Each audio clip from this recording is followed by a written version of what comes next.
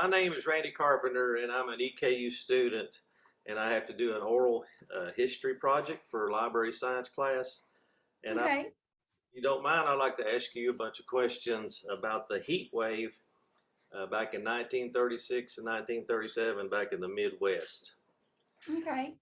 And Well, my name's Carolyn Blackburn, and I live here at Lee County Care and Rehab. It's a nursing facility. okay, well, it's good to meet you, and I'm glad you're taking time to let me ask you some questions.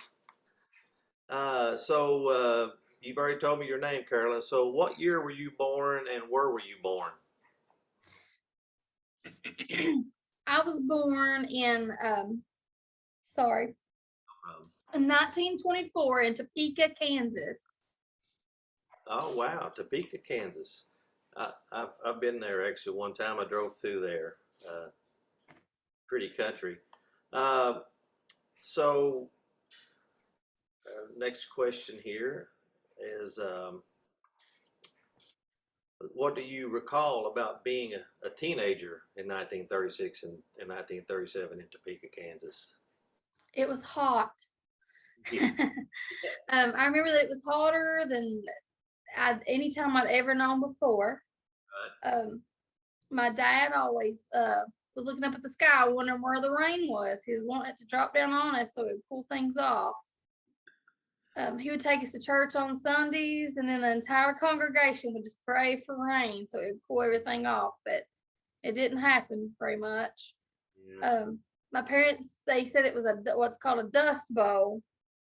I can recall, if I can recall correctly, the highest temperature recorded was like 114 degrees, and that was on July the 24th of 36. Dad said that it was so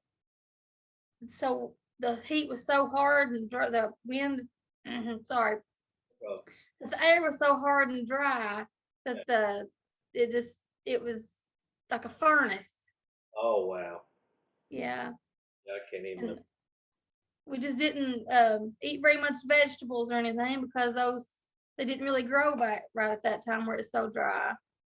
So mom would go into town and get us some watermelons and cantaloupes whenever they had them, and those were the best ones that I'd ever ate. I bet. So, which month was the worst, July or August? Um, July was the worst. Almost every day in July it was over 100 degrees. Ooh, wow. What was the most memorable thing that your parents did to help you survive the heat? We lived about a mile away from Shawnee Lake, and I remember me and my dad would get buckets of water and we'd bring them back to the family so we could cool off and kind of enjoy it that way.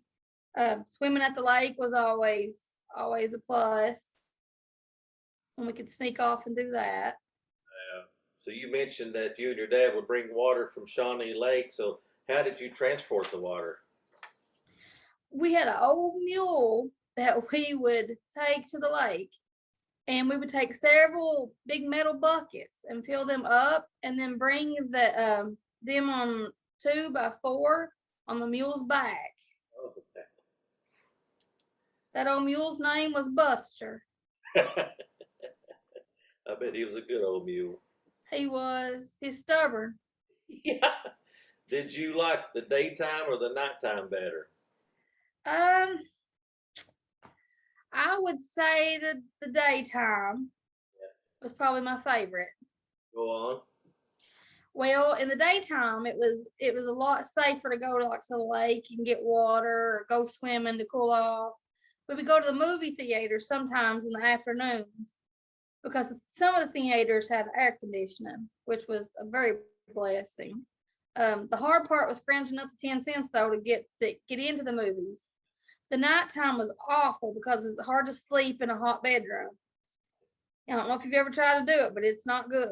If the wind wasn't kicking up, the dust wasn't too bad, it wasn't too bad. But we would sometimes sleep on the back porch, and so that way if the wind was blowing a little bit, the dust wasn't too bad. Mom would put wet washcloths on our foreheads to help us sleep, so that helped a little bit. Good deal. Is there anything else that you'd like to say about the heat wave from your childhood? Yeah, well, the the the probably the most memories that I can remember, and the saddest part of the Dust Bowl was whenever I try not to think about it too much, was the loss of the people and the animals. I lost several cousins and even lost my baby sister to the heat. There was 2 years. Those 2 years were probably the hardest years that I've ever had to face in my lifetime. Well, I don't want to leave you bringing you down, because I know that's a pretty sad note. So, but I'll say that I'm very grateful that my parents are from the greatest generation and they taught me so much. And I think it's taught me how to be a survivor. Well, it looks like that I'm running out of time, so I just want to thank you very, very much for sitting down with me and answering these questions about the heat wave in the Midwest back in the 30s. I really, really appreciate it. You're very welcome. And don't forget to come back and tell me what you made, what kind of grade that you made on this project, because I'm hoping you get an A. I will do.